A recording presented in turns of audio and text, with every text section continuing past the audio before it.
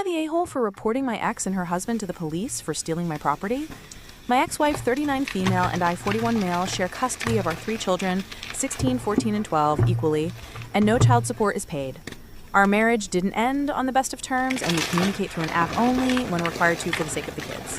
She has since remarried and has a 15-year-old stepchild and a 13-year-old stepchild.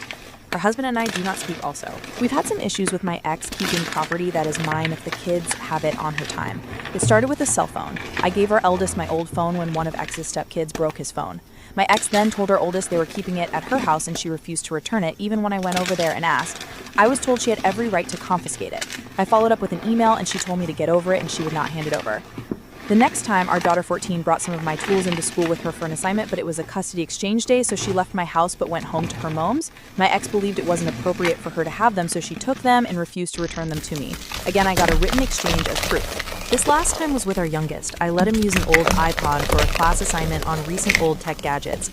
Apparently, her 13-year-old stepchild had the same assignment on a different day, and she decided both should get to use it. I told her it was my property and she had to return it, got another email exchange, and then I contacted the police. My ex gave the stuff back, but she lost her mind over me getting the police involved for petty stuff. She said I could have demanded it back after her stepkid used the iPod, and I told her she wasn't giving any of it back, and what I give for my kids is not for her stepkids. She brought up how more serious trouble could have come from it, and I told her it would be deserved because you cannot steal someone else's property. She told me it was just my spiteful side emerging because none of it was a big deal or I never would have given them to my kids, which I think is the dumbest argument.